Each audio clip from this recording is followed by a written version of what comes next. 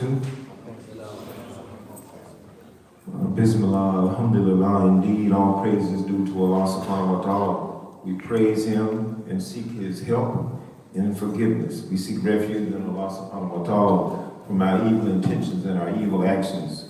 He whom Allah subhanahu wa ta'ala guides, no one can misguide, and he whom He leaves astray, no one can guide. Bismillah, today's reminder is part 3 of a series that we began last week, last Fajr, Khatirah, of some reminders that we began earlier this month, and which is embracing the names of Allah subhanahu wa ta'ala. And so just for a brief review, the 3 reasons that we use the word embracing, which is an English word, I don't know the Arabic equivalent, but in English, embracing, there are 3 main things, and reasons why we use this word. First of all, embracing, when you embrace somebody, you hold them to your chest, so that means love, like you embrace a child or a loved one or a spouse. Excuse me, sometimes when we see a brother we haven't seen in a while, we'll embrace and hug. That's to indicate love. Embracing also means to accept or support a belief, like when you embrace Islam, someone takes Shahada, or they embrace another faith. And then the third meaning is embracing when you include something as part of another thing. When one thing includes a second thing, and then most of the time what happens is they create or make something that's a third thing that's better and stronger than they would be apart.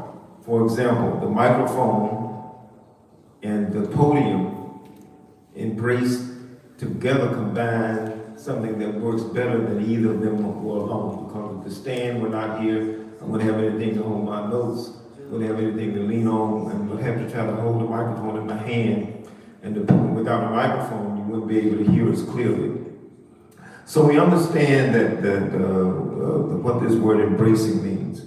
So that when we are looking at not just the name we'll talk about this morning, but any of the names and attributes of Allah subhanahu wa ta'ala, some of the goals are that we grow in love for Allah subhanahu wa ta'ala, that we grow in our faith or belief in Allah subhanahu wa ta'ala, and that we change. Just like when 2 things embrace one another that are different, they may change and become something different and better.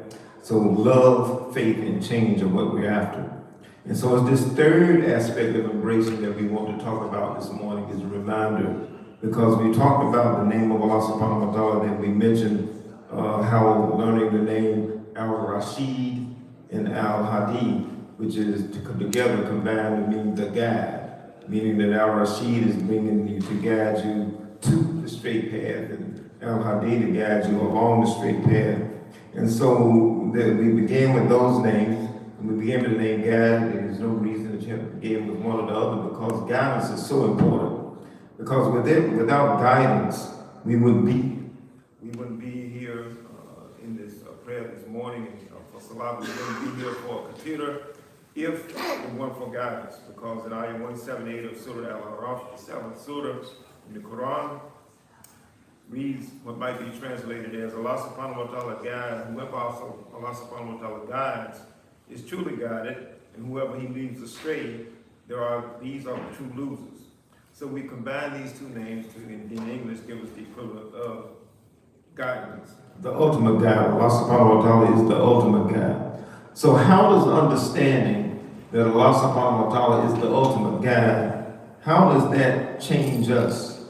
That He is Al-Rashid, who guides us to the straight path, and He is Al-Hadi, who guides us along the path once we're on it. We talked about this before, that going to the highway doesn't get you down the highway. I just got back from being in Mississippi all last week, and when I got there, I had to go down the highway to get to my destination, not just to the highway. Coming back, I had to when we leave here, we just can't go to the road and stop. You have to go down along the road.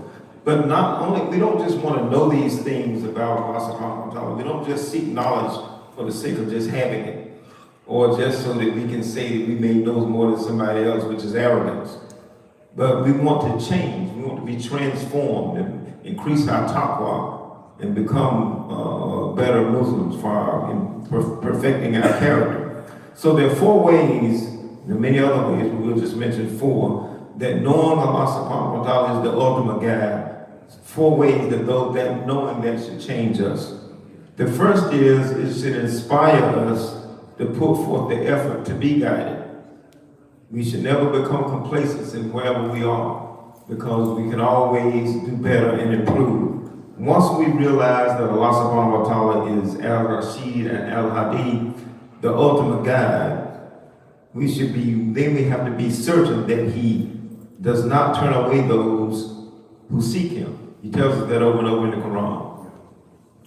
If we seek His guidance, He won't turn us away. And in fact, if we seek His guidance, He will come to us, closing the gap. And so when we put forth that effort, some ways we can put forth that effort. One is salah, praying the required prayers, the obligatory prayers, on time, in congregation, and then the sunnah prayers after that. Dhikr, keeping our tongues wet with the remembrance of Allah subhanahu wa ta'ala. Reassessing our lives, seeing what areas are that we can improve. If you're not praying, start praying one prayer. If you're praying one prayer, then start praying the 5 prayers. If you're praying the 5 prayers, then start praying the sunnah prayers. If you're praying them at home, then start praying them in congregation. And so we build on where we're at to get better. And then not only reassessing our lives, but also seeking and accepting advice. Being receptive to advice when somebody advises us. Last time I gave Khatirah, Imam Muammar was telling me, and Sheikh was telling me about a book that a sister had written about the names of Allah subhanahu wa ta'ala. And the Imam Muammar gave me a copy.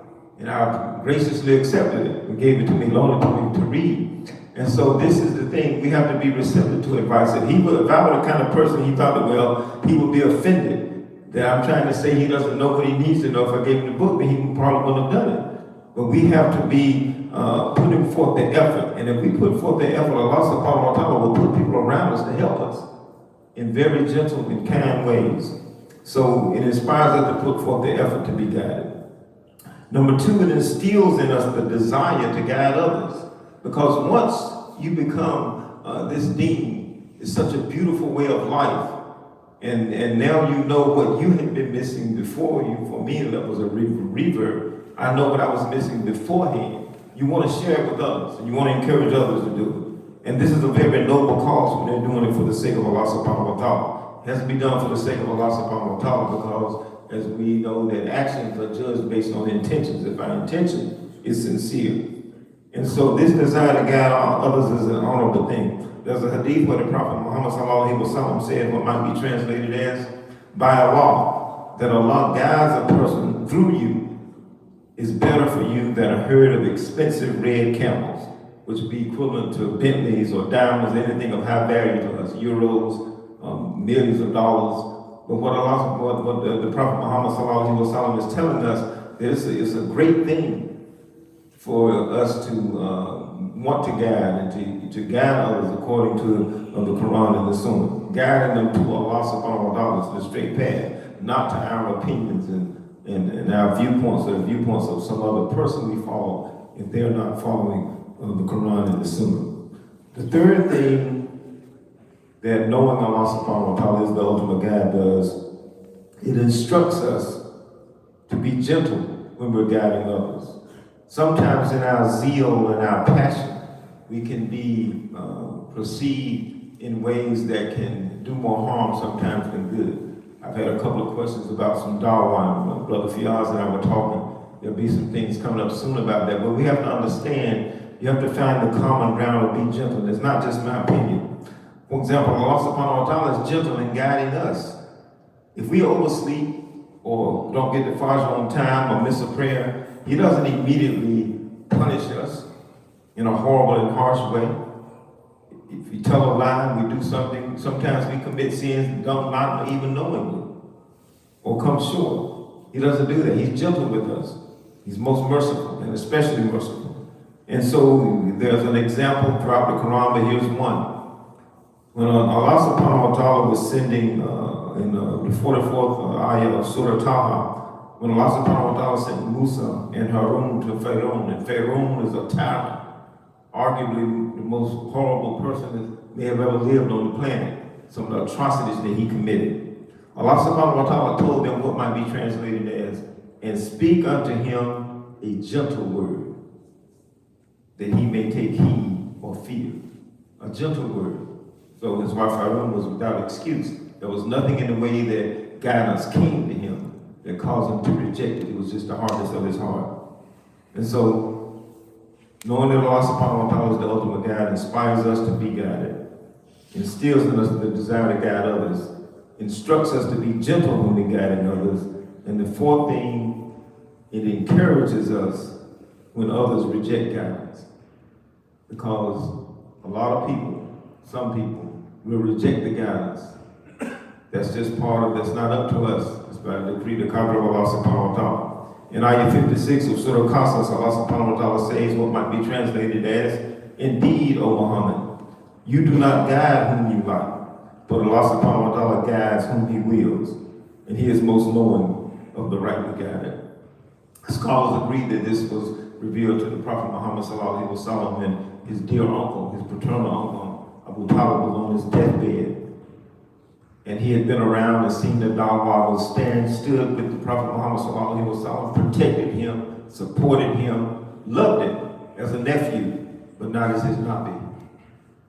He would not take shahada because he didn't want to lose his status with the other Quraysh, with the people. So the Prophet Muhammad sallallahu alaihi wasallam, Allah subhanahu wa ta'ala revealed this verse to encourage him that your role is to deliver the message. It's up to Allah subhanahu wa ta'ala whether they receive it and what kind of soil it falls on. So we can't be discouraged when we give dawah, when people that we love or that know us and that think don't go that way. We have to continue to be gentle in guiding them and making dua for them. So knowing these names and whatever other names we know, and I encourage you to find a book or some kind of guide. I have a book that I'm reading about the names of Allah subhanahu wa ta'ala. I have a couple of them. Because this helps us to know Allah subhanahu wa ta'ala better. When you know a human being better, the more you know about them, the more you love them, or the more connected you feel you are with them. And so, the more we know about Allah subhanahu wa ta'ala, what He's revealed to us about Himself, it increases our taqwa with Him. May Allah subhanahu wa ta'ala make us to be among those whom now that we understand He is the ultimate guide, that we are changed, so that we put forth the effort to be guided, and that inshallah we have a desire to gently guide others, and that we are encouraged by Allah subhanahu wa ta'ala, and we encourage one another when those we may give guidance to reject. Assalamu alaikum wa rahmatullahi wa barakatuh.